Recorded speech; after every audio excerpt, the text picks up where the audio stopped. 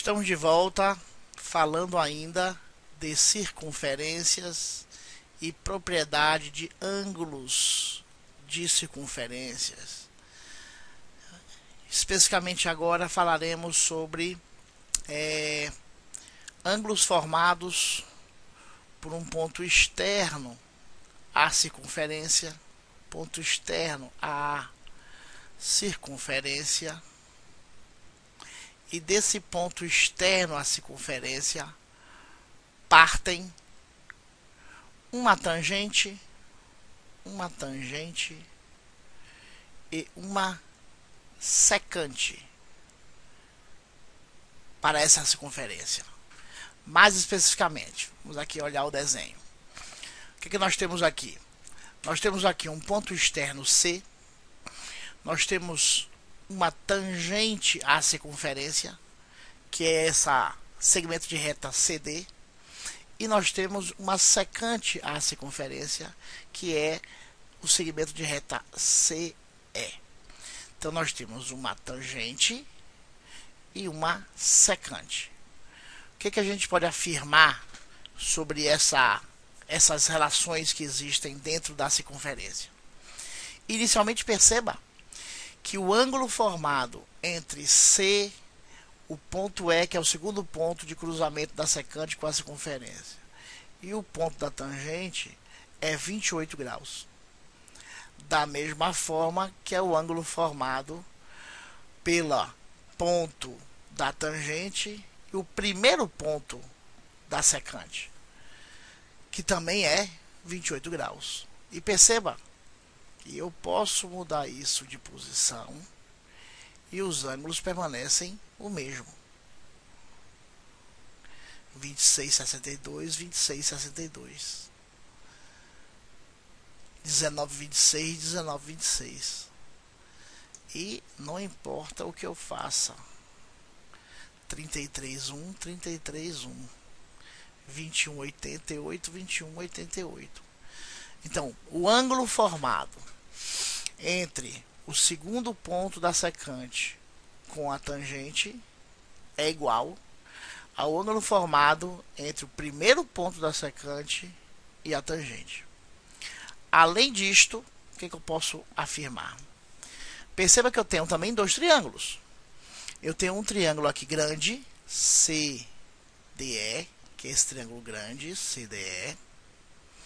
E tem um triângulo menor, CDF. CDE, CDF. Perceba que o ângulo CDF, que é este, é igual a este ângulo CED. Então eu tenho dois ângulos congruentes em dois triângulos. Além disto, este ângulo aqui do vértice C é o mesmo tanto para esse triângulo quanto para esse triângulo. Então eu tenho dois triângulos diferentes com dois ângulos iguais. Logo, o terceiro ângulo também será igual. E se eu tenho três ângulos iguais em dois triângulos diferentes, a gente pode afirmar novamente que nós temos dois triângulos semelhantes.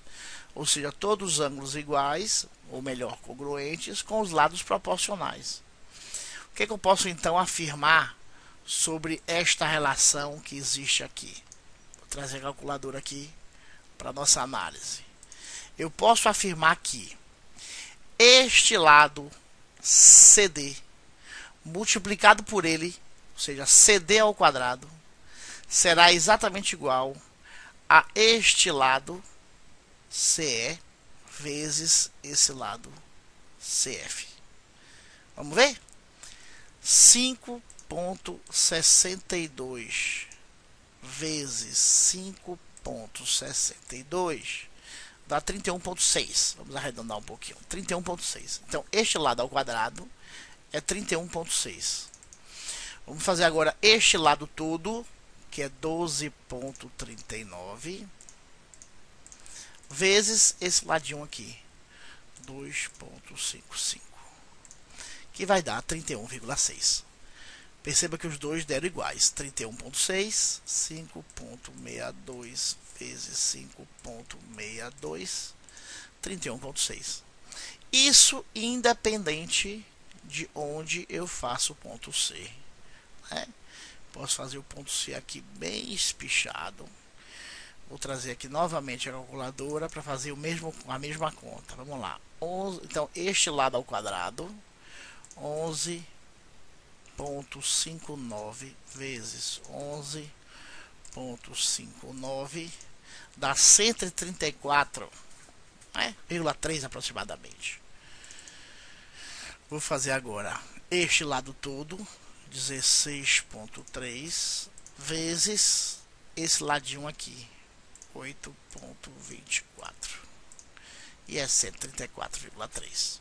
Então perceba que eu tenho dois triângulos semelhantes, e se os dois triângulos são semelhantes, os lados são proporcionais. E se os lados são proporcionais, eu posso fazer determinadas relações entre esses lados. Vou voltar aqui para nossa continuação. Seguindo, nós podemos falar agora também ainda de relações de uma circunferência, de polígonos regulares. Polígonos regulares, ou seja, lados iguais, inscritos na circunferência. Inscritos na circunferência. Inscrito na circunferência seria dentro da circunferência. Por exemplo, vamos lá. Vamos fazer aqui uma circunferência. E eu posso fazer dentro da circunferência um triângulo. Então a gente diz que esse triângulo está inscrito na circunferência. Se a gente lembra que esta circunferência tem um centro, e deste centro eu ligue aos vértices desta figura, o que nós temos? Nós temos isto. E perceba que eu tenho então aqui três ângulos. Quais serão os tamanhos desse ângulo? Bom, se a circunferência toda tem 360 graus e o triângulo tem três vértices, eu posso afirmar então que cada um desses ângulos possui 360 por 3, que é igual a 120. E se nós colocarmos dentro de uma circunferência um quadrado, né? Vamos fazer de conta aqui que seja uma circunferência, aqui seja um quadrado, né? Esse lado igual a esse, que é igual a esse, que é igual a esse, assim como esse triângulo também tem três lados iguais. O que nós temos aqui no caso de um quadrado? Novamente nós temos o centro da circunferência e aqui nós temos os vértices. Qual é o tamanho de cada um desses ângulos formados dentro da circunferência? Novamente, a circunferência tem 360 graus, o quadrado tem 4 vértices, logo, cada um desses ângulos internos a esta circunferência terá exatamente igual a 90 graus. Então já entenderam o processo. Então, novamente, nós temos aqui uma circunferência e vamos desenhar dentro da circunferência um pentágono. Então, nós temos aqui um pentágono. Opa, essa última linha aqui saiu feia. Vou fazer aqui de novo. Este.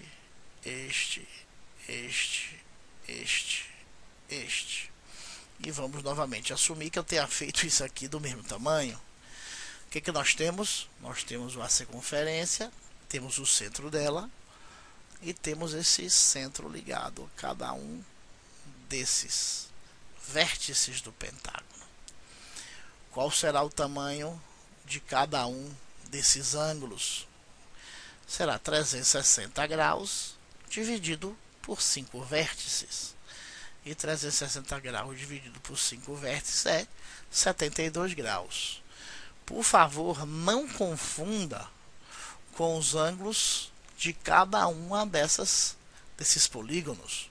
A gente sabe que um triângulo regular, cada um dos ângulos tem 60 graus.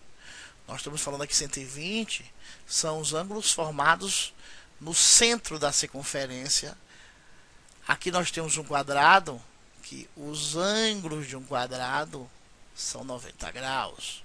E não estes ângulos aqui dentro, apesar de ser o mesmo tamanho. Da mesma forma que num pentágono nós estamos não falando destes ângulos de um pentágono. Nós estamos falando dos ângulos centrais da circunferência formadas entre o centro da circunferência e o vértice do pentágono. Vou trocar aqui de quadro. A gente tem também que explicar para vocês o seguinte. Vamos lá, nós temos uma circunferência. Dentro dessa circunferência eu farei um triângulo, ou seja, o triângulo está inscrito na circunferência. Ou eu posso dizer também que a circunferência está circunscrita ao triângulo, também posso. Então nós temos aqui o centro desta circunferência. Deixa eu botar aqui da mesma cor para não confundir. Nós temos então aqui o centro da circunferência. E eu posso também fazer agora uma circunferência inscrita ao triângulo. Então eu posso fazer uma circunferência que está inscrita a esse triângulo. Se eu ligar do centro dessa circunferência interna ao ponto médio dos lados, que é onde a circunferência toca no polígono, isso aqui é o raio da circunferência. E este raio nós chamamos de apótema. Então, apótema é o segmento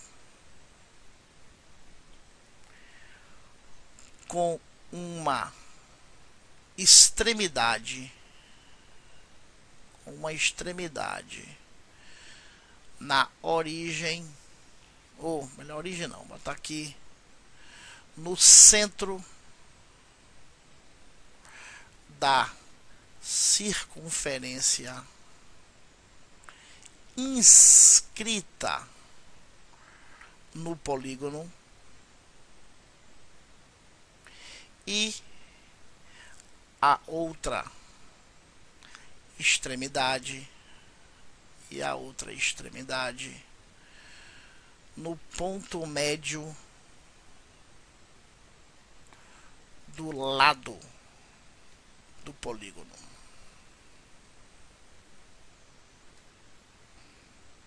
Então, se eu tenho aqui, eu sei que vai ser difícil desenhar, por favor, me ajudem. Então vamos supor que nós temos aqui um pentágono. Eu vou desenhar dentro do pentágono uma circunferência. Vamos fazer de conta que saiu certinho, me perdoem. O que é apótema? Apótema é a distância entre este centro e o ponto médio, né? Isso aqui teria que ter ficado aqui, mas por favor me perdoe, né? É difícil desenhar a mão livre. Então, então isto aqui é o raio da circunferência, é o raio. E este raio toca justamente na metade, né? Então aqui seria a metade. Ele divide o lado justamente no meio. E a este raio nós chamamos novamente de apótema. Por fim, para a gente concluir, a gente precisa lembrar o comprimento da circunferência. Comprimento da circunferência. E a gente vai lembrar de π. O que é π? Π é uma constante matemática que é o comprimento da circunferência pelo seu diâmetro. Como o diâmetro é 2 vezes o raio, quem será o comprimento?